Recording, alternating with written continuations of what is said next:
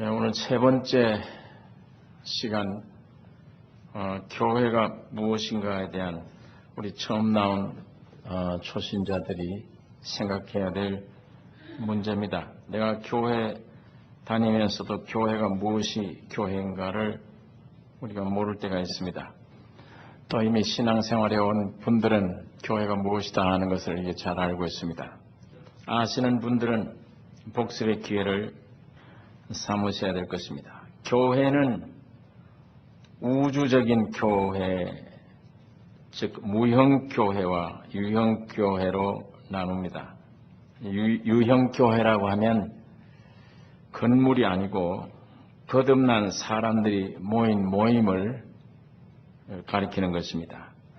하나님이 세상에서 불러낸 사람들의 모임, 에클레시아란 교회란 이름이 불러낸 사람들의 모임으로 이건 조직체가 아니고 유기체입니다. 어떤 분이 이런 예화를 들었다. 고아원은 조직체지만 가정은 조직체가 아니다. 유기체다. 이와 마찬가지로 교회도 유기체다. 이게 우리 성경적인 말입니다. 하나님은 원래 홀로 계신 하나님이 영이심으로 그 본체를 볼 수가 없었던 분인데 아들 예수 그리스도 안에서 세상에 체현되신 분이 하나님이십니다. 하나님은 볼 수도 없고 만질 수도 없는 영인 하나님이 우리 세상 모든 사람들이 경험하고 만질 수 있고 볼 수 있도록 체현된 분, 나타난 분이 예수 그리스도로 하나님이 나타나셨습니다. 그래서 요한복음 1장 18절에 본래 하나님을 본 사람이 없으되 아버지 품속에 있는 독생하신 하나님이 나타내셨느니라. 그러므로 이 예수 그리스도가 하나님을 표현하는 것이기 때문에 예수 그리스도를 통하지 않으면 하나님을 믿을 수도 없고 하나님을 내 아버지로 믿게 되는 것은 하나님이 내 아버지가 되는 것은 예수 그리스도를 통해야만 그리고 그를 믿음으로 통해야만 하나님이 내 아버지가 되어질 수 있는 것입니다. 그러니까 예수 그리스도가 하나님을 표현하는 것이라면 교회는 성령을 통해서 그리스도를 표현하는 것이 교회입니다. 교회가 뭐냐? 예수 그리스도의 표현입니다. 요한복음 12장에 한 알에 밀이 죽으면 많은 열매를 맺느니라. 우리 주님이 십자가를 가리키는데 곧 예수 그리스도의 십자가의 죽으심과 부활 속에 무엇이 생겼나? 무엇이 이루어졌는가 하면 제가 늘 말씀드린 네 가지가 이루어진 것입니다. 수많은 가지가 이루어져서 이걸 총합해서 네 가지로 제목을 정하면 첫째는 죄사함이며 두 번째는 칭의, 세 번째는 화목, 네 번째가 영원한 소망입니다. 이 네 가지가 예수님이 십자가에 죽으시고 부활하심으로 이 세상에 체현돼 나타나는 것이에요. 그러니까 이 죄사함, 칭의는 의롭다함을 칭함받는 것인데 여러분 나는 죄사함을 받아도 의롭지 못해요. 아직도 죄를 지을 수 있는 이런 것들이지만은 하나님이 우리를 의롭다고 이렇게 인정하시는 것은 이 율법을 지킬 수 없는 우리가 율법을 다 지켜낸 사람처럼 하나님이 우리를 보십니다. 율법을 지킬 수 없는 우리가 모든 법을 다 지켜낸 사람들에게 의롭다 하는 것인데 예수 그리스도를 믿는다는 이 믿음 안에 들어가 버리면 예수님이 율법을 완성하셨기 때문에 그 안에 믿음 때문에 이 믿음으로 의롭다고 하십니다. 내 행위 때문에 의로운 게 아니고 내 본질이 의로워진 것이 아니라 예수님이 십자가 죽으시고 부활하심으로 율법을 다 완성하신 분이기 때문에 그걸 믿는 믿음을 가진 자, 그 믿어지는 사람, 그 믿음 가진 사람을 의롭다 하는 거예요. 그 믿음 안에 다 포함되어 있기 때문에 예수 안에 있는 모든 것이 내 것으로 포함된 것이기 때문에 그래서 하나님이 여러분과 나를 보실 때는 예수 믿는 믿음 안에 있는 사람들은 하나님이 여러분과 나를 의롭다 그렇게 하십니다. 그 다음에는 하나님과 화목되게 되는 역사가 주님의 십자가 죽음과 부활 속에서 이루어지는 것이고 그 다음에는 영원한 소망. 하나님과 내가 화목되어지면 사람과 사람이 화목되어져요. 원수를 사랑할 수가 없는 우리인데 하나님과 나 사이에 완전 화목이 이루어지면 원수 사랑하게 돼요. 그것이 나타나게 되는 것입니다. 그러니까 하나님과 화목이 모든 피조 세계와 화목이 되어지는 것입니다. 그러면 네 번째는 영원한 소망이 우리 속에 있습니다. 영원한 소망이 있는데 이 소망은 이 땅에서뿐만 아니고 우리가 만일 이 세상을 떠나서 죽어서 영원한 나라에 갔을 때 그 예수와 동질입니다.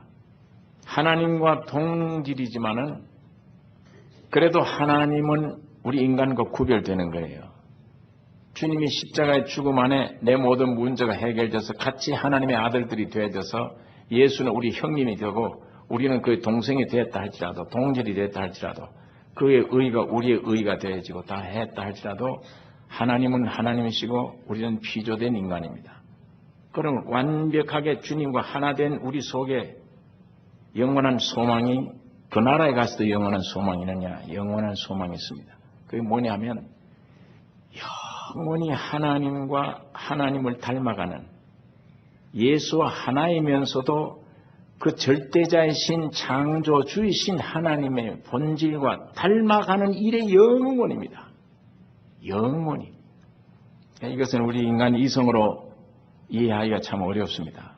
어렵지만 우리가 하늘나라에 올라가서 예수와 동질이 됐는데도 불구하고 완벽한데도 불구하고 그래도 그 안에는 첫 열매인 원 하나님이 되었던 예수가 있고 하나님이시고 오늘 우리는 그 피조된 인간으로서 같이 한 몸이 되는 것입니다. 그러나 본질적으로 이게 영원히 하나 되는 일에 영원히 가는데 그게 영원한 소망이에요.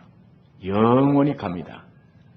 자, 그래서 주님의 십자가 죽으심과 부활 속에 여러분과 나의 죄사함이 생겨졌고 이게 우리가 몰라도 안 믿어져도 주님이 십자가에 죽고 부활하는 날 그 안에 엄청난 일이 벌어진 일 내용이 종합하면 모든 여러분과 나의 죄가 사해진 것과 하나님이 우리를 의롭다고 칭하시는 것과 그 다음에는 영원히 하나님과 화목되는 일과 영원한 소망, 이 땅에서도 소망이 될 뿐 아니라 저 세계 가서도 영원히 넘치는 소망이 있게 되어지는 것입니다. 이것이 주님의 십자가의 죽음과 부활 안에 이루어진 내용들입니다. 이것이 이루어진 내용들인데 성경을 그냥 우리가 읽어서는 그게 잘 안 받아들여져요. 그러니까 이 네 가지 내용이 우리를 위해서 만들어 놓은 건데 이것을 내가 이 성경을 통해서 죄사함도 내 것 되고 죄사함이란 교리를 아는 것이 아니라 실제 죄 사해졌다는 내 것이 되고 그 다음에 의롭다 함이 내 것이 되어지고 하나님과 참으로 화목되어지고 영원한 소망이 내게 우리 가운데 이루어지면 이렇게 되어진 사람들이 간증을 할 때 그 예수를 소개할 때 그 죄 사함의 실제가 상대방에게 전달되게 됩니다. 다시 말하면 사과를 먹은 사람이 사과 맛을 설명할 때에 뜨듬뜨듬 표현이 그렇지만 그 뜨듬뜨듬한 말 속에 사과가 흘러갑니다. 그러나 내가 사과를 먹지 않은 채 사과를 설명한 책을 가지고 아무리 설명해도 참 말은 좋다. 그래도 사과는 전달되지 못해요. 그래서 믿음은 들음에서 나며 뭘 듣는가가 중요합니다. 들음은 그리스도의 말씀을 들어야 된다. 도덕 강의나 듣고 신학이나 듣고 다른 것 들어가지고는 그게 그리스도의 말씀이 될 수가 없습니다. 그리스도의 말씀을 들어야만 된다는 이 그리스도의 말씀은 기록한 이 말씀이 내 안에 와서 실제가 되어진 이후에 먹은 이후에 그걸 설명한 이 책을 가지고 간증을 하든지 이 말씀을 증거할 때에 실제가 나와요. 오늘 점심을 내가 분명히 먹은 사람들은, 맛있게 먹은 사람들은 그 점심 먹은 것에 대해서 자신이 있습니다. 먹었기 때문에. 표현하는 방법은 좀 다르고 표현하는 재주는 좀 부족할는지 모르지만 점심 먹은 것에 대해서는 자신이 있어요. 그러니까 말을 이상하게 잘하든지 떠듬떠듬 하든지 확실히 먹었으니까 그걸 분명하다 얘기를 하면 거기에 힘이 있고 능력이 있고 실제가 있기 때문에 그 점심에 대해서 상대방에게 실제를 줄 수가 있습니다. 근데 만약 그렇지 않으면 오늘 뭘 먹었는지 잘 모른 다음에 오늘 먹었던 맛이 어떻더라. 힘이 없어요. 자기 것이 아니니까. 그러면 아무리 그걸 유창하게 말을 꾸며도 상대방에게 점심을 제공을 못 해줘요. 그러니까 그리스도의 말씀을 들어야 된다 하는 그리스도의 말씀은 기록한 말씀 안에 우리 인간 속에 들어와서 역사를 꾸며야 돼요. 이 말씀이 내 안에 실제가 되고 내가 이 말씀이 내 안에 실제가 되어진 이후에 나가는 말이 그게 그리스도의 말씀입니다. 자, 이렇게 해서 이것을 들었을 때에 어떤 때는 새롭게 들리고 처음 듣는 말로 들립니다. 항상 성경이 말인데도 처음 듣는 말을 들리고 어떤 내 마음에 와 닿아요. 닿았단 말이 내 마음에 와서 빛을 비춰줬다는 얘기입니다. 그럼 그 빛이 좀 더 강하게 점점 들어가면은 실제가 되어진다는 얘기. 그래서 죄사함, 칭의, 화목, 영원한 소망 이게 주님의 십자가의 죽음과 부활 안에서 여러분에게 이미 완전히 하나님은 이루신 것입니다. 이것이 마음속에 믿어지는 사람들의 모임이 교회입니다. 그 모임이. 그러므로 교회는 사람들이 만들 수가 없어요. 교회는 사람들이 만들지를 못합니다. 오직 하나님의 체형이신 예수 그리스도에게서 성령으로 나와야 합니다. 그 안에서 태어나야 돼요. 예수의 몸에서 태어나야만 교회가 되는 것입니다. 창세기 2장 18절에 보면 여호와 하나님이 가라사대 사람의 독처하는 것이 좋지 못하니 내가 그를 위하여 돕는 배필을 지으리라 하시니라.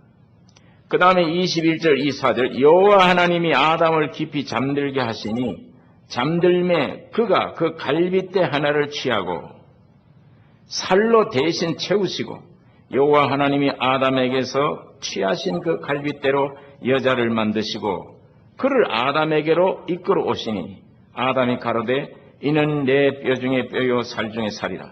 이것을 남자에게서 취하였은즉 여자라 칭하리라 하니라. 이러므로 남자가 부모를 떠나 그 아내와 연합하여 둘이 한 몸을 이룰지로다. 여러분 이게 남자가 사람이 독처하는 게 좋지 않다.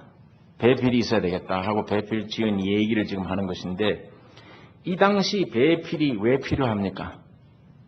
이 빨래 문제 때문에 필요합니까? 이거 벗고 살았는데 밥하는 문제 때문에 배필이 필요합니까? 이때는 과일만 먹을 때예요. 여자의 어떤 그런 종류의 배필이 필요가 없습니다. 옷도 없는 시대예요. 아무 의식주 문제가 걱정이 없는 시대입니다. 이런데 왜 배필이 필요한가? 독처하는 게 좋지 않은가? 교제를 위해서입니다. 교제. 즉 사람을 하나님의 형상과 모양대로 지었다는 이 사람의 하나님의 형상으로 지었다는 이것이 사람의 가치입니다. 가치예요. 흙으로 빚었다. 그게 가치가 아니고 하나님의 형상과 모양으로 지었다는 이게 인생의 가치예요. 그건 육이 아니죠. 흙으로 만든 육을 두고 하는 게 아니라 육 안에 있는 영혼, 하나님의 형상. 그게 인간 가치요. 남녀로 구별되어 지었다는 것은 목적입니다. 인생 지으신 목적이에요. 사람을 하나님의 형상 모양대로 지었단 말은 하나님이 그 속에 들어가시기 위해서 하나님과 관계를 갖기 위한 이 목적을 설명하는 것이고 그 가치를 설명하는 것이고 우리 사람의 가치가 육에 있지 않습니다. 속 안에 심령에 있는 것입니다. 마찬가지로 남자와 그럼 중성을 짓지 왜 남상 여성을 지었냐? 남자와 여자를 지은 것은 교제를 위한 그게 목적이에요. 인생 지으신 목적. 그러니까 교회라는 것은 가르칠 교자 그런 모임이라기보다 교제 교자가 맞아요. 교회는 무슨 가르쳐서 배워서 교인되는 게 아닙니다. 그리스도의 생명으로 거듭 태어나서 인격 대 인격 생명샘의 교제가 중요한 것입니다. 다시 말하면 이걸 아담과 해와로 지금 보여준 진리인데 남편의 사랑을 쏟을 수 있는 그릇이 필요합니다. 그 다음에 그 사랑을 받을 수 있는 그릇이 또한 필요한데 그곧 여자입니다. 남자는 항상 자기 사랑을 쏟을 수 있는 상대를 찾는 거예요. 그때 보니까 다 마음에 들어요. 저 사람 같으면 내 모든 것을 다 줄 수 있다. 그런 상대를 여자를 찾았을 때 자기 사랑을 막 공급해 줘야 됩니다. 공급해 줄 때 그것을 안 받아들이면 이게 문제가 돼요. 그게 술술 막 받아들여질 때 만족이 생기는 거예요. 남자가 자기 사랑을 그걸 아무에게는 못 썼죠. 이 얼굴 보고 아이고 다시 또 보기 싫다 하는 사람에게 어떻게 사랑을 줄 수 있습니까? 사랑이 움직인다. 막 가고 싶다, 쏟아지고 싶다 할 때는 자기 마음에 합한 상대를 얻었을 때, 여성을 만났을 때 막 사랑을 주고 싶어요. 그럼 저같이 말뚝도 보면 절을 하고 싶고 아무리 다른 데서는 시간이 없어도 그 애인에게 대한 만나는 일에 여기에 대한 시간이 있어요. 항상 예비되어 있어요. 돈이 다른 데는 절대 안 써도 저 애인을 위한 그건 은행 빚이라도 그건 눈에 안 보여도 그건 내 돈이에요. 다 돈이 되어 있어요. 다. 사랑이란 그런 겁니다. 하나님의 인생을 창조할 때 그걸 그림자로 보여주신 거예요. 하나님이 사랑의 본체이기 때문에 하나님이 그 사랑의 본체의 인격을 가지신 하나님의 인생 남녀를 지으실 때 그렇게 창조하신 것입니다. 그래서 아무리 이 남자답지 못한 남성이라 하더라도 자기 상대를 만나서 이 속에 머리에서부터 발끝까지 다 사랑을 마음대로 쏟아주고 싶은 여성을 만났다. 그래서 그 여성에게 자기 사랑을 다 쏟아줄 때에 남성이 돼요. 용기도 생기고 씩씩함도 오고 비굴해 보이고 항상 비겁하고 성격이 그냥 이렇게 어려운 일을 오면 도망칠 것 같은 사람인데도 아니에요. 자기 사랑 전부를 줄 수 있는 여성을 만났을 때 그 사랑이 제대로 공급될 때 남성다워져요. 그 일을 방해하는 사람이 있으면 물불을 가리지 않고 아주 무서운 사나운 이 사자 같은 사람이 됩니다. 남성적이 되어져요. 또 여자는 그 서로 맞아서 사랑을 받을 수 있는 사람. 저 사람의 사랑을 내가 받기를 원한다. 했는데 그 사람이 나에게 사랑을 주었다. 근데 그걸 만족해요. 그게 만족할 때에 여성다워져요. 얼굴에 꽃이 피고 기쁨이 충만하고 레슬링 선수같이 생긴데도 아주 여성적이 되어져요. 성격이 아주 부드러워지고 근데 모양새는 저런데 어디서 여성미가 저렇게 나오나. 아주 여성적인 외모를 가져도 속에 이게 안 되면 항상 사자 같아요. 아주 무섭습니다. 이게 다 우리 어느 정도 경험하는 일들이기 때문에 그래서 하나님이 인생 창조할 때 그래서 남성과 여성을 지어서 이 사랑을 쏟게 하고 사랑을 받는 데 만족을 얻도록 참 여성이 되고 남성이 되도록 그렇게 하신 것입니다. 그래서 이런 모양으로 아담을 남성을 지어놓고 고린도전서 11장에는 7절에 남자는 하나님의 형상이라 그랬습니다. 남자는 하나님의 형상이라고 했습니다. 그러므로 이 남자 아담이 깊이 잠들었단 말은 곧 하나님이 예수로 오셔서 남자로 오셔서 그리스도의 십자가의 죽음을 의미하는 것입니다. 아담이 아내를 만들기 위해서 깊이 잠들었다. 곧 예수 그리스도가 이 세상에 오셔서 십자가에 죽으시고 깊이 잠드셨습니다. 그 잠든 다음에 갈비뼈를 뽑아서 아내를 만들었는데 이 갈비뼈가 여성을 만드는 재료입니다.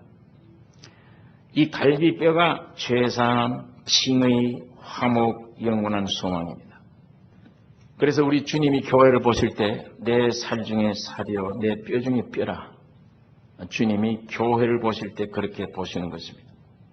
그래서 그리스도의 십자가는 교회를 만들기 위함인 것입니다. 아담이 죄를 범한 이후에 십자가 문제가 아니에요. 아담이 지금 죄를 짓기 전이에요. 죄를 범하기 전에 아내를 만들기 위해서 십자가에 죽으시고 부활하셔야 돼요. 그러니까 주님이 십자가에 죽으시고 부활의 진리는 우리 인간 편에는 죄사함 문제다. 그렇게만 생각을 합니다. 그러나 더 큰 문제 하나님 편에서는 교회를 창설하기 위한 거예요. 그것이 주님의 십자가 지셔야 될 가장 큰 이유 중에 하나의 이유입니다. 그래서 마태복음 16장에 15절에서 21절에 보면 예수님이 사람들이 나를 누구라고 하느냐, 선지자라고 한다, 엘리야라고 한다, 여러 가지 말들이 많이 있습니다. 너희는 나를 누구라고 하느냐? 베드로가 말하기를 주는 그리스도시요 살아계신 하나님의 아들이시니이다. 예수님이 시몬아 네가 복이 있도다. 너는 반석이라. 너 위에 교회를 세우리니. 이건 베드로 개인이 교회가 아니요. 베드로가 개척한 그것만이 교회가 아니라 오직 하나님께로 계시받은 자. 바요나 시몬아 네가 복이 있다. 네가 이제 말한 것은 네게서 나온 게 아니야. 하나님이 계시를 줘서 네가 알게 된 것이라. 오늘 여러분과 기독교는 계시 종교입니다. 이 성경 말씀을 듣고 배우고 듣고 일단 어느 날 성령이 나에게 계시해 주셔야 돼요. 열어서 보여줘야 돼요. 내 이 육신의 눈으로는 보지만 이 안에 실제가 안 되니까 어느 날 내 안에 있는 신뢰가 눈이 열려져서 계시 열어서 이 말씀을 보게 할 때에 이게 실제가 돼야 돼요. 말씀이 내게 사실이 되어진다는 말이에요. 그리고 이렇게 되어지면 준 그리스도시요 살아계신 하나님의 아들이라는 고백이 나옵니다. 신앙 고백이. 이걸 자꾸만 사도신경 외우게 해서 외우면 됐다. 그걸 그냥 이렇게 외워서 가르쳐서 이렇게 교회를 만들려고 그럽니다. 그게 아니요. 하나님의 성령의 계시로 말미암아 주님의 말씀이 내 안에 실제가 되어져서 내 심령 속에서 주는 그리스도시요 살아계신 하나님의 아들이라는 고백이 나오는 것입니다. 그 신앙 토대 위에 교회가 세우리니 그 말씀은 우리가 잘 알고 있습니다. 그래서 하나님이 예수 안에서 체현되고 그 예수님이 성령 안에서 교회로 체현되는 것입니다. 그러니까 이 교회라는 것은 건물이 아니요 이 갈빗뼈 곧 진리의 말씀을 주님의 십자가의 죽음과 부활로 이루어진 그 내용 진리를 받아 듣고 믿는 자에게 생명이 들어가서 그 생명 가진 자들이 모인 모임이 교회가 되는 것입니다. 그래서 이 말을 다시 하면 성부, 성자, 성령 삼위 하나님이 자기 형상과 모양대로란 이 세 분이 아버지는 아들 안에, 아들은 성령 안에 성부, 성자, 성령이 와서 자기들의 형상과 모양이 사람 속에 와서 연합된 것이 교회입니다. 이렇게 연합되어져 버렸어요. 이것이 교회고 그러므로 교회는 우주 창조하신 목적입니다. 그것이 교회입니다.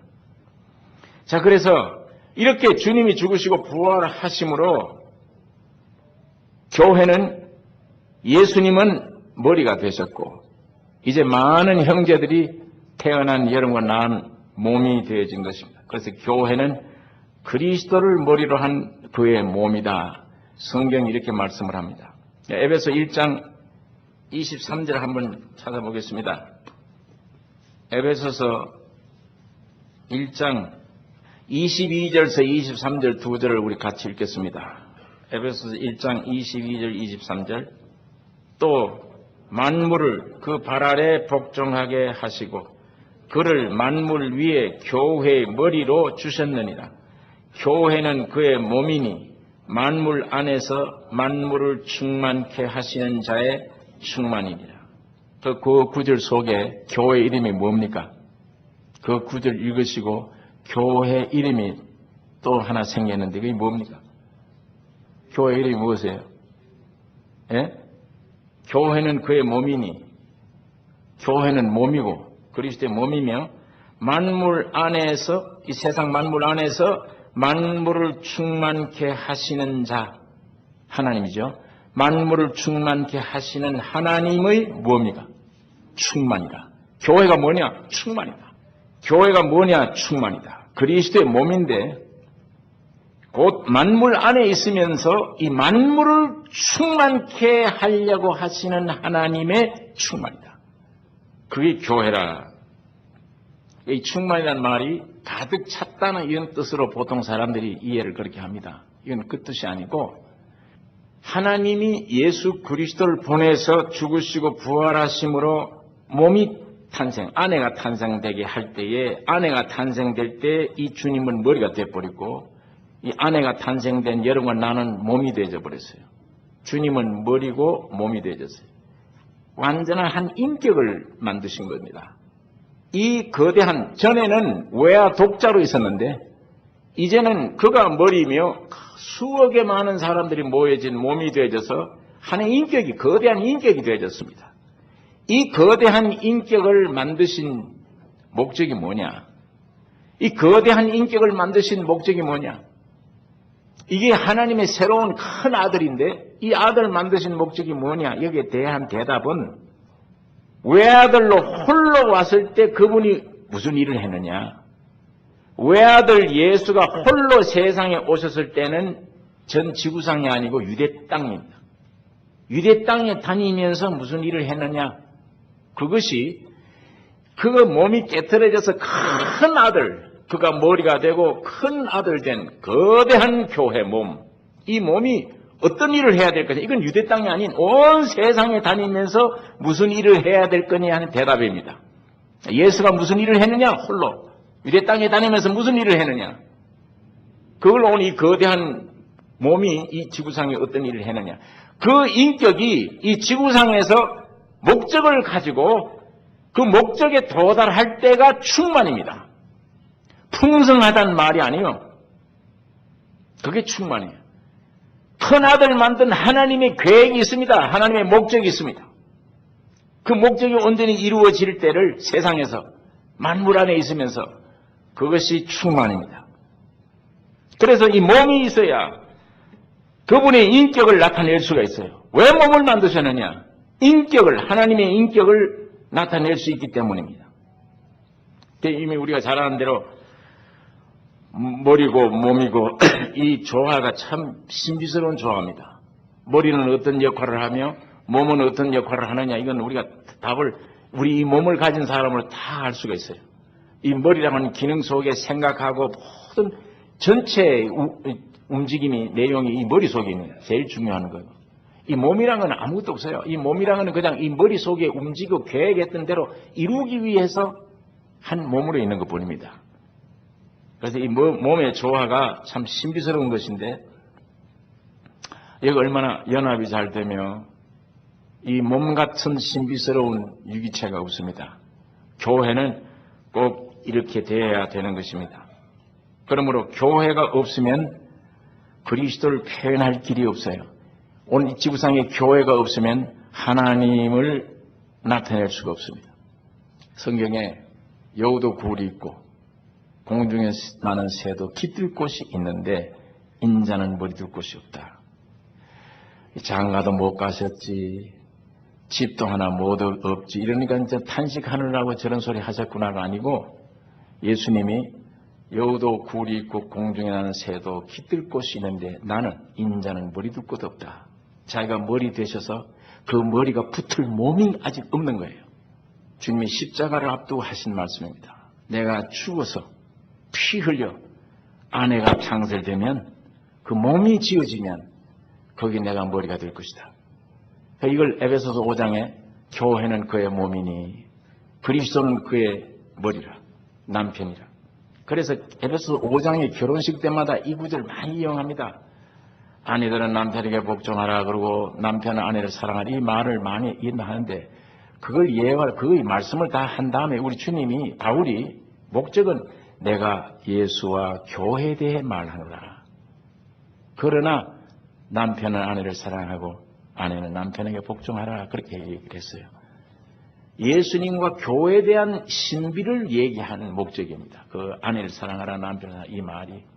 그 에베소서 5장 읽어보시면 바울이 주님과 교회에 대한 얘기를 할 수 있는 것을 우리가 알 수가 있습니다. 그러니까 우리 주님이 아직도 십자가 지시기 전에 여우도 굴 있고 공중에 나는 새도 기들 곳인데 나는 머릴 곳 없다. 아직도 내 목적이 아니다.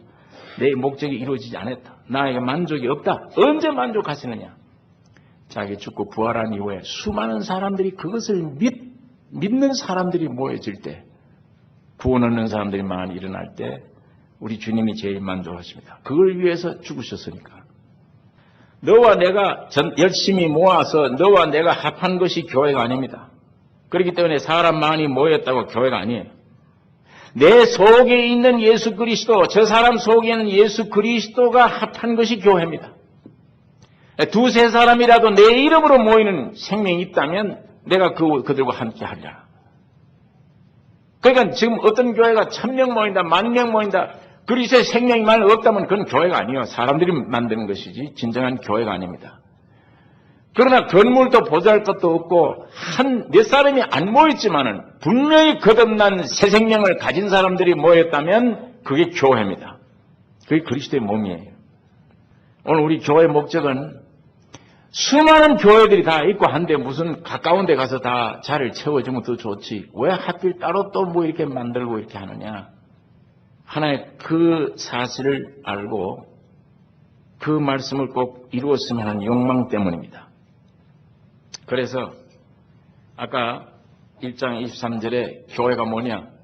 만물 안에서 만물을 충만케 하시는 하나님의 충만이 교회다. 어떻게 그렇게 목적이 완성되고 이루어질 수 있느냐?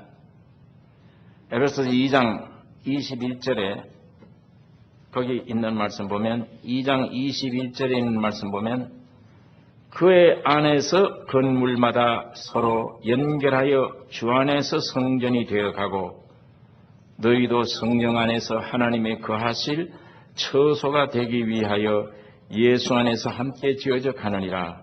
교회를 뭐라고 얘기하고 있습니까? 여기는 하나님이 거하시는 처소라. 교회가 뭐냐? 하나님이 거하시는 처소다. 여러분, 하나님이 거처하는 집이라, 이거 얼마나 큰 축복된 일입니까? 건물 안에 계신다는 말이 아니고 믿는 여러분 안에, 그들이 우리가 모인 모임 안에 하나님 계시다. 여러분, 이거 큰 축복입니다. 하나님이 여러분 안에 계시고 내 안에 계시다.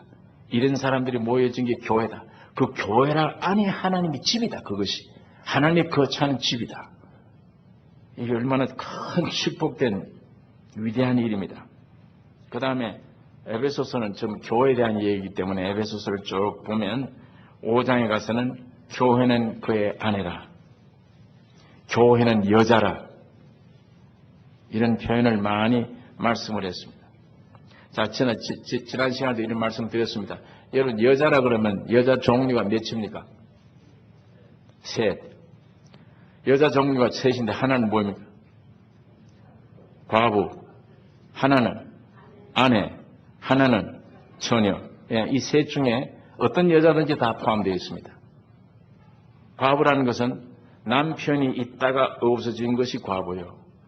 아내라는 것은 지금 남편이 있는 사람들이요. 처녀라는 것은 남편을 아직 만나지 못한 혼자 있는 사람이에요. 여자들은 다 그 셋 중에 그 범주에 누구든지 들어가야 됩니다. 이 교회를 여자라고 그랬어요. 교회를 과부라고 그래요. 과부라는 말이. 이게 누가 보면 18장에 그 말이 나옵니다. 여러분 보십시오. 과부가 법관에게 가서 내 원수를 갚아달라. 그런데 아무리 애고해도 갚아주지 않는다. 악한 재판관이라도 저렇게 원수 갚아달라고 예를 쓰면 갚아주지 않겠느냐. 이와 같이 하물며 하나님께서 택한 자의 원한을 갚아주지 않겠느냐. 이 말씀하면서 마지막 말세에 믿는 자를 보겠느냐. 거기 이상한 말을 자꾸 했어요. 말세가 나오고 거기 믿는 자를 보겠느냐 뭐 이런 말씀들을 했습니다. 그러니까 거기에는 과부가 원한 내 원수를 갚아달라는 이 원수 내용이 없어요. 이거 무슨 개똥이 뛰었는지 뭘 억울하다가 어떻게 했는지 없는데 단순히 과부의 원한이라 했기 때문에 남편을 죽인 원한입니다. 여러분 이것은 이미 우리 교회가 예수님이 2000년 전에 육신을 입고 오셨을 때 그분이 내 남편이에요. 육신을 입고 오신 남편. 그분이 억울하게 죽었습니다. 죽은 다음에 우린 과부 입장이에요. 남편 뺏겨버렸어요. 그 원한을 가지고 있어야 된다 이 말입니다. 누가가 그 말씀 쓴 것은 교회가 과부 입장에서 원한을 우리가 어떻게 원한을 갚으라 어떻게 할 것이냐. 내 남편 피값 내놓으라 하는 것이 원한 갚는 일입니다. 내 남편 죽인 피값 내놔라. 피를 믿으란 말입니다. 예수의 피를 흘려놓고 그 피를 왜 무시하느냐. 너를 위해서 흘렸지 않느냐. 네가 믿으라. 그것이 원한 갚는 거예요. 내 남편을 그렇게 죽였으니까 교회가 오늘 남편의 원한, 과부의 원한을 가져야 되는 것이며 두 번째는 주님이 이제는 옛날 육체로 오셨지만 지금은 성령으로 우리 안에 오셨어요. 그리고 이 입장에서는 우리가 아내예요. 남편이 있으니까. 아내 된 사람은 순종밖에 없습니다. 아내는 순종하는 것이고 과부는 남편 죽인 원한을 갚아달라고 호소할 때고 아내 된 사람은 자기 남편에게 전적 순종해야 됩니다. 자, 우리는 그러면서도 또 처녀입니다. 처녀는 오실 신랑을 맞이할 수 있는 단장하는 것이 처녀의 해야 될 일이에요. 자, 이 말씀 안에 주님이 2000년 전에 육을 입고 오셨다. 지금은 성령으로 오셨다. 앞으로는 신령한 영혼의 육체, 영체로 오실 주님을 맞이하기 위한 준비가 처녀입니다. 그럼 교회는 이 세 위치를 함께 품은 여자의 입장이에요.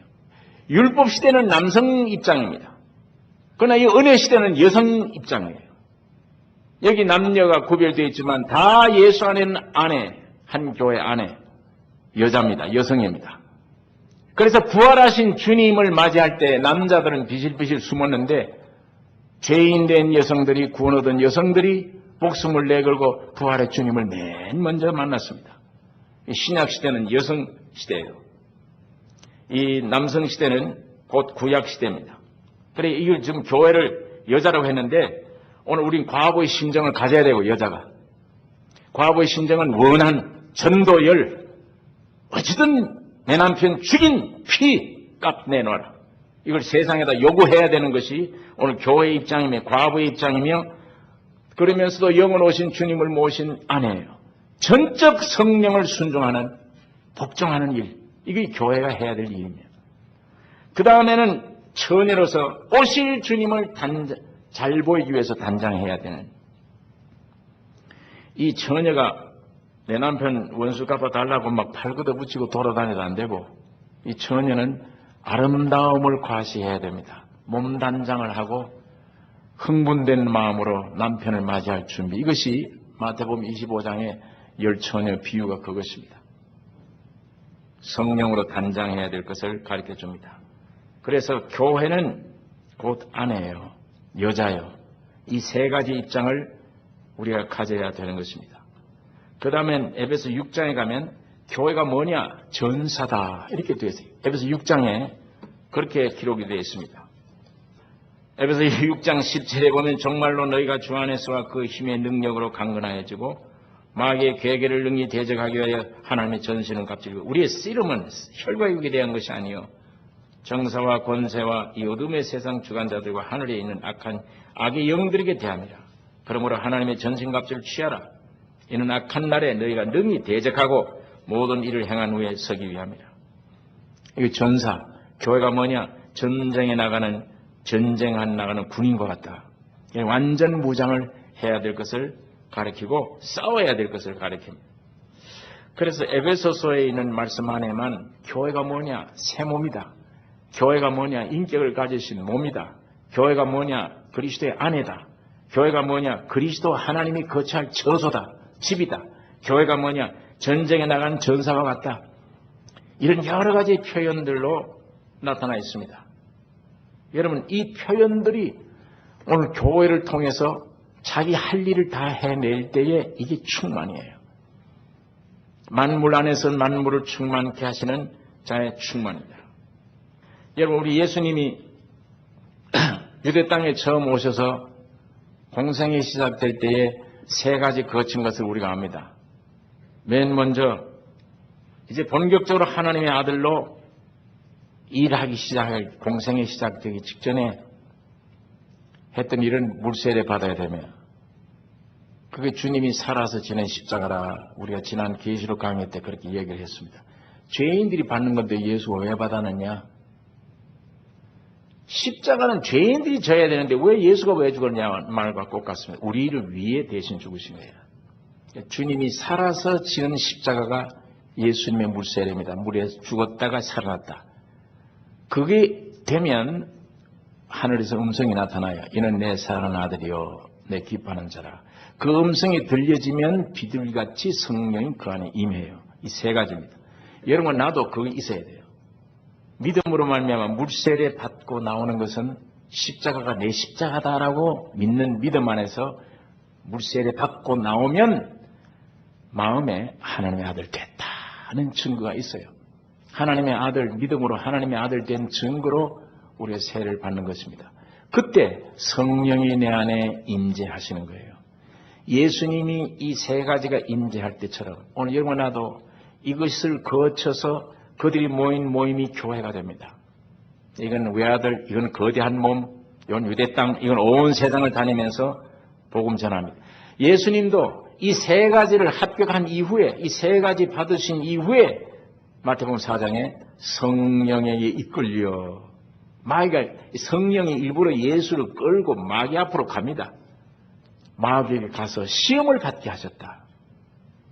어쩌다가 마귀가 시험한 게 아니라 성령이 주님을 끌고 마귀 앞으로 가는 겁니다. 가서 시험 받게 하는데 이 세 가지 시험, 아담이 세 가지 시험에 졌는데 보암직하고 먹음직하고 탐스럽게 생긴 우리 마지막 아담으로 오신 예수님은 그 시험을 이기셨어요. 말씀으로 다 이기신 겁니다. 여러분과 나를 위해서 이기신 겁니다. 아담이 이 세 가지 시험에 짐으로 여러분과 나는 영원한 저주 가운데 있었습니다. 지금도 육신의 정욕 노예, 안목의 정욕 노예, 안목의 정욕, 이생의 자랑, 그저 자랑, 이거 욕심, 이 세 가지 욕심에 지금 끌려 있어요. 우리가 육신이라는 거는 그 세 가지 욕심에 끌려서 평생 종로를 합니다. 이제 그렇게 했는데 마지막 아담 우리 조상은 이 세 가지를 이겼습니다. 먹는 문제부터 높은 데 올라가서 뛰어내리라, 안목의 정욕부터 내게 절하라, 온 세상을 내가 다 주겠다, 이생의 자랑, 주님이 말씀으로 다 물리쳐서 이기심은 오늘 여러분 나를 위해서 대신 이기신 것입니다. 예수님이 이 세 가지를 시험을 이기신 이후부터 공생이에요. 자, 하나님의 아들로 인정되셨죠. 십자가를 지셨죠. 아까 그 다음에 성령이 오셨죠. 마귀 마지막 이 시험을 이기셨죠. 이제부터 세상에 나가서 복음을 전하십니다. 마찬가지로 이 교회도 그래요. 반드시 우리끼리 모인다고 되는 게 아니고 우리 각자가 침례받을 수 있는 믿음이 있어야 되고 하나님의 아들의 확실한 증거가 내 안에 있어야 되며 그 시간 성령이 내 안에 증거됨으로 구원을 내 마음속에 완전히 이룸으로 말미암아 주님이 내 안에 생명으로 오신 이후부터 주님이 나를 끌고 시험장으로 가요.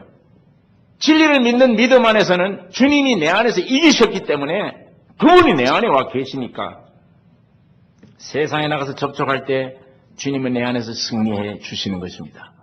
육신의 정욕, 안목의 정욕, 이생의 자랑을 물리치고 매일같이 십자가로 이기면서 공생애가 시작되듯이 여러분 내가 이 삶에서 참다운 교회 구실을 하게 되는 것이 이때부터 이제 우리가 많은 사람들로 하여금 거듭나게 되어지며 요한복음 순서대로예요. 눈먼 자 눈뜨기 하며 맨 끝에 가면은 죽은 자 나사로 살리는 역사가 일어납니다. 이게 마지막 부활의 진리예요. 이 역사가 교회를 통해서 일어나는 거예요. 제가 시간이 없어서 그냥 건너뛰어 말씀을 하고 있는데 여러분 이렇게 해서 교회가 하나님이 계신 집으로, 하나님의 아내로, 하나님을 위한 전사자로, 하나님을 모시는 처소로 얼마나 중요한데, 이 만물 안에서 만물을 충만케 하시는 하나님의 충만을 쫓아 여러분과 내가 여기에 동원이 되어서 충만이 되어진 것입니다. 이 교회가 되어졌다는 것이 얼마나 큰 축복인지 모릅니다. 우리 나성교회는 제가 1979년도에 미국에 있는 어떤 교회에서 초청을 받아왔는데, 그 목사님 제가 지금도 감사하게 생각하지만 그때는 제가 그 목사님이 누구신지를 몰랐습니다. 편지를 한 장 받았는데 보니까 초면인데 우리 교회 와서 부흥회를 한번 해 주십시오. 창립 몇 주년 기념 성회인데 꼭 당신 모시고 집회를 하고 싶습니다. 자기는 그 설교 탭을 한번 들었다는 얘기를 쓰고 목사님을 꼭 모시고 싶다. 그래서 초청장을 보내주어서 그걸 무조건 한번 외무부에다 냈더니 비자가 나왔습니다. 제가 처음 미국 79년도에 알지도 못하는 교회, 그 목사님 지금 세이토스에 있는 소망교회입니다. 그 김 목사님이신데 그 목사님이 초청을 해줘서 제가 가서 그 교회 가서 일주일 동안 집회를 했어요. 그때 저 크린샤 시내에 있을 때인데 일주일 동안 집회를 하는 동안에 목사님들이 약 한 30-40여 명이 참석을 했어요. 교회가 꽉 차서 일주일 동안 참 말씀의 잔치를 베푼 이후에 제가 호텔에 있었는데 미국 웨슬레 교단 교역자들이 그 집회에 참석을 하고 저희 호텔을 찾아왔어요. 목사님, 한국에 우리 웨슬레 교회가 없습니다. 교파가 들어간 일이 없습니다. 근데 목사님이 외치는 메시지가 우리 웨슬레 교회 외치는 말씀과 똑같은데 같이 손잡고 좀 일합시다. 이런 청을 해요. 그래서 제가 교파 만들고 하는 거는 내 소질이 원래 없고 성격에도 안 맞고 난 그게 관심이 없습니다. 이렇게 하고 한국으로 돌아왔는데 그분들이 뒤따라 한국으로 왔어요. 와서 조그마한 우리 교회 와서 보고 예배 보는 것을 보고 다 참여하더니 이분들이 자꾸 나를 설득합니다. 우리 한 교단에서 일하자. 그래서 별리까지 찾아온 성의를 봐서 글쎄 그 기도 좀 해봅시다 했는데 이분들이 보고를 다 본부에다 보고를 했어요. 지금 우리 웨슬레 본부가 인디아나에 있습니다. 우리 웨슬레 교리는 원래는 총회장이 넷입니다. 지구를 4등분 했어요. 이쪽 지역 한 총회장, 이쪽 다 온 세계를 4등분해서 온 세계 교회에 있는 웨슬레 교회가 모였을 때를 웨슬레 정식 총회라고 합니다. 인종 관계없이 국경 관계없이 그렇게 하는데 이 총회에다가 이분들이 보고를 했어요. 근데 총회본부에서 총회장과 선교국장 된 최고의 직위 있는 분들이 저에게 편지를 보냈는데 한국을 한번 방문해도 좋으냐. 그래서 그 방문하는 건 좋겠다. 그래서 이분들이 우리 조그마한 왕십리의 교회에 찾아와서 예배를 보는데 이 교회는 원래 주보가 없느냐? 예, 주보가 없다. 예배 순서는 이러냐? 예, 예배 순서는 이렇습니다. 사도신경 외우는 것도 없고 앉았다 일어났다 섰다 하는 것도 아무것도 없고 찬송 부르더니 그냥 설교 말씀 듣고 아멘하고 헤어져 버립니다. 그러니까 원래 교회 예배 의식이 이러냐? 예, 그렇습니다. 뭐 순서가 복잡하게 없습니다. 나는 구원 얻은 이후부터 나의 삶이 예배로 보기 때문에 주일날 한번 모이는 것 잘 꾸미는 게 중요하지 않고 말씀으로 떡을 떼는 게 중요하지. 그 순서가 무슨 관계냐? 예배는 주일 이게 아니라 내 삶이 예배라. 이런 교제 속에서 이분들이 아주 저는 이제 딱지를 놓을 줄 알았어요. 자꾸 묻길래 예배 순서가 이러냐 묻길래 이렇다. 그랬더니 반대로 참 마음에 든다. 그러니까 우리 손잡고 일하자.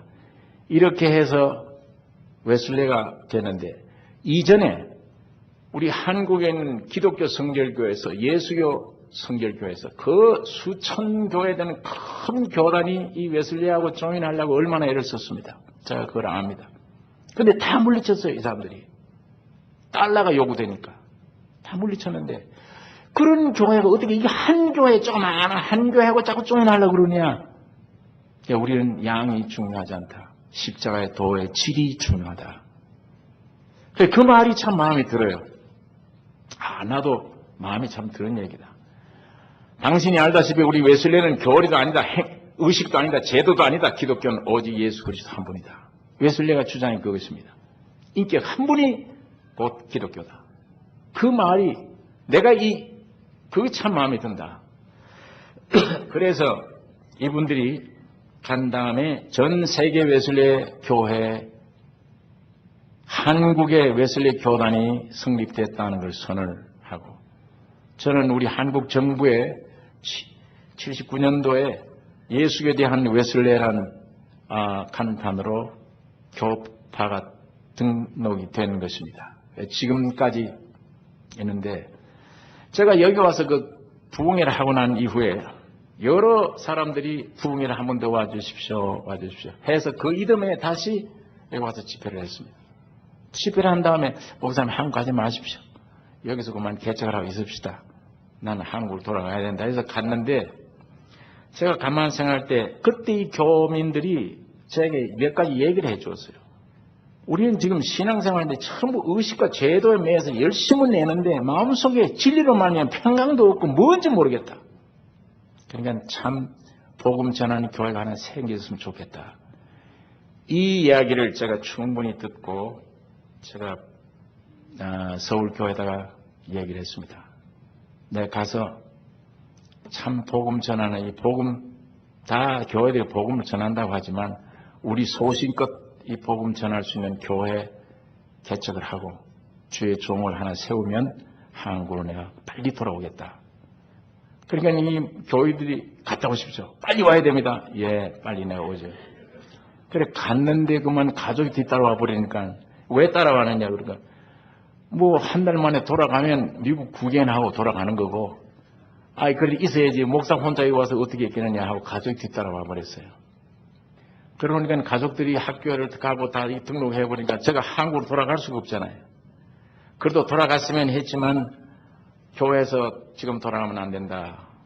이렇게 해서 어느 낯선 교회가 시작되는 것입니다. 시작돼서 지금 이제 22년, 23년째.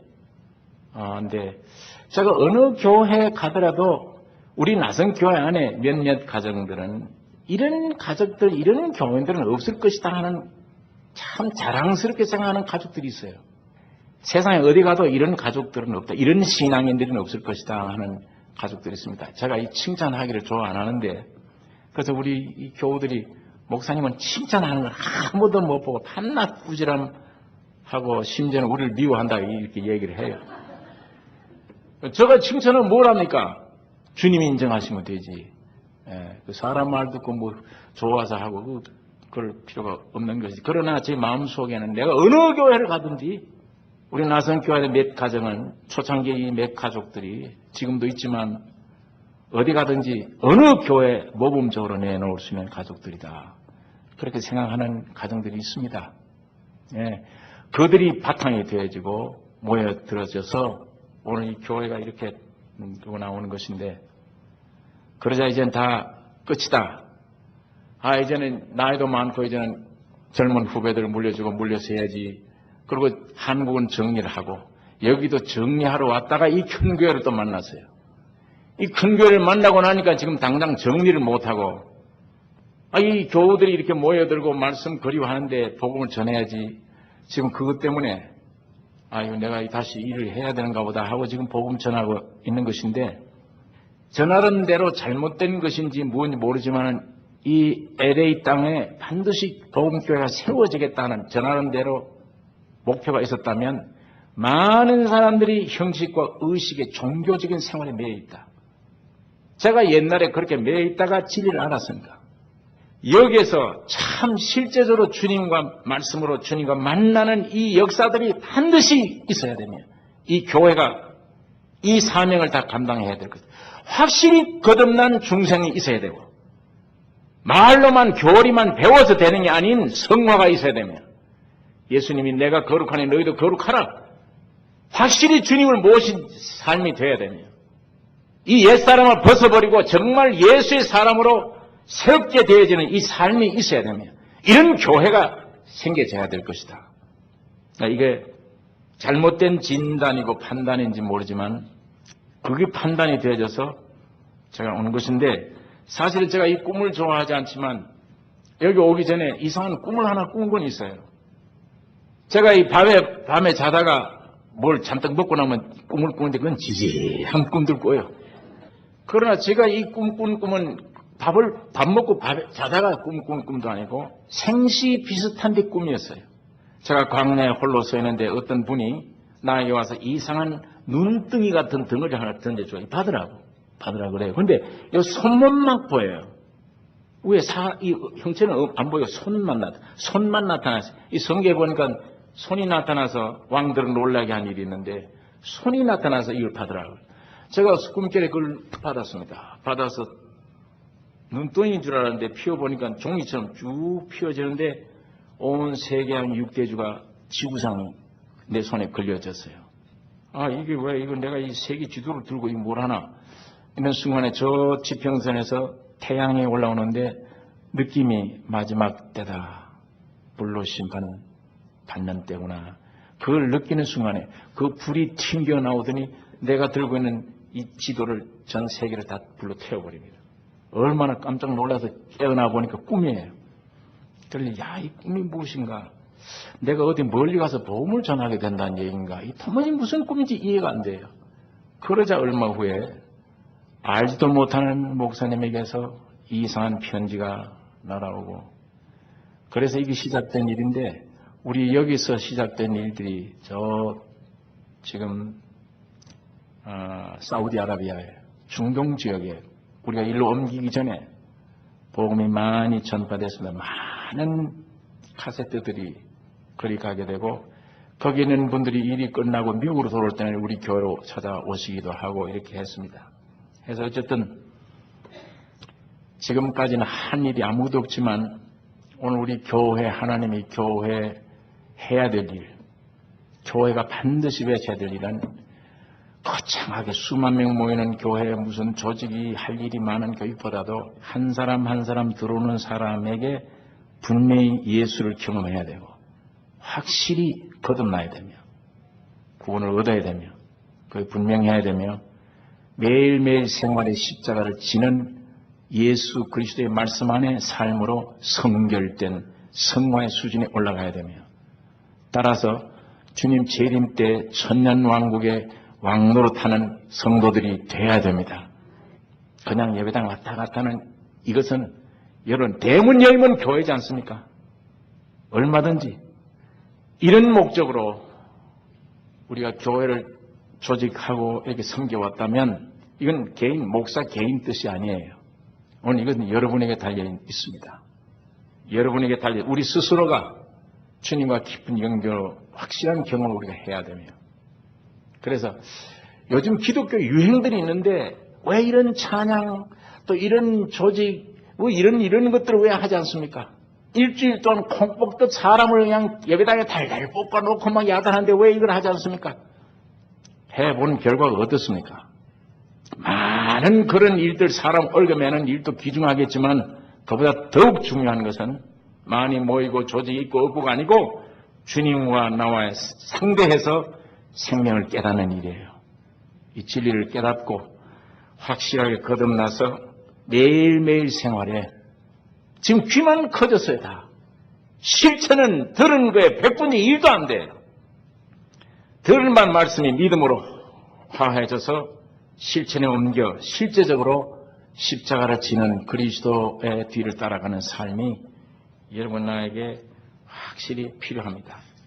이것이 이루어져서 오늘 현대 기독교적인 유행 이걸 몰라도 주님과 나 사이 이 진리만은 시대적으로 변할 수 없는 진리입니다. 사도들이 가졌던 이 믿음, 베드로, 바울이 가졌던 그 믿음, 요한이 가졌던 그 믿음이 오늘 여러분 나에게 있어져서 주님 재림 때 참 재림 맞이할 수 있고 과부의 심정으로, 아내의 심정으로, 처녀의 심정인 이런 교회가 갖추어져야 될 모습을 다 갖추는 이런 역사가 꼭 있어야 될 것입니다. 우리 주님이 이렇게 공생애가 시작될 때 오병이어로 5,000명 모이고 혼인잔치 집에 가서는 세수를 바꿔버렸어요. 이거 다 우리에게 진리를 증명하고 있습니다. 지금까지 너희가 먹고 즐기던 도취되고 그 맛으로 살던 건 끝났고 물이 돼야 물을 떠서 피되게 하는 것은 내가 이 십자가 죽으면 이제 피를 마셔야 된다. 율법시대가 아니요. 피를 마시면 그 피맛 때문에 살아야 된다. 그게 에덴 동산 세가정 복귀입니다. 그래서 주님이 땅에 오셔서 맨 첫 이적을 혼인집에 가서 행하신 거예요. 그래서 그 포도주 마신 자는 주님 재림할 때 혼인잔치가 벌어집니다. 이 세상에. 이 모든 진리를 요한이 깊이 깨닫고 순차적으로 쭉 설명하는 것이 요한복음입니다. 맨 마지막 부회본에 가서는 아까 말씀한 대로 죽은 나사로 살리는 역사, 부활의 진리를 오늘 삶을 통해서 우리에게 이방 사람들에게 보여줘야 될 것입니다. 오늘 우리는 교회에 이런 목표를 가지고 진실된 그리스도인 되기 위해 여러분 최선을 다해 기도해야 되겠습니다. 육신의 소강을 기도하지 마십시오. 주님과 나와의 관계만 확실히 맺으면 옆에 건 다 주님이 더해 주세요. 더해 준다. 이거 아무리 구해도 그 얻은 거 없습니다. 나와 주님 사이에 이 은혜, 인격적인 이 풍성이 되어지면 육신에 속한 건 더해 주신다. 다 먹여주고 입혀주고 다 인도해 주십니다. 살아있는 주님이 그렇습니다. 오늘 우리 모인 모임이 하나님이 계시는 처소요. 하나님이 사랑하는 아내예요. 하나님이 우리에게 맡긴 것은 대신 전사자로 완전 무장 말씀으로 무장해서 나가서 힘있게 싸우는 것을 주님이 기뻐하세요. 이 열매 다 맺는 우리 교회가 되기를 우리 기도해야 될 것입니다. 기도하십시다. 거룩하신 아버지 하나님, 오늘 이 오후 시간에 교회가 무엇인가를 우리가 잠시 말씀을 더듬어 보았습니다. 성령으로 역사하여 주시옵소서. 말씀에 계시된 참다운 그리스도의 몸된 교회가 되게 해 주시옵소서. 아버지 하나님, 이곳에 수많은 생명들이 와서 구원함을 실제로 얻는 종교인들이 아닌 참으로 구원 얻고 하나님의 자녀가 되는 자신만만하게 살 수 있는 그리스도인 되게 하는 방주가 되게 하시고 도피성이 되게 해주시며 등대가 되게 해 주시옵소서. 주님이 인정하고 역사하는 참 교회가 되어 아버지의 거룩한 영광 나타내기를 주여 원합니다. 우리를 구원하신 예수님의 이름으로 기도드리옵나이다.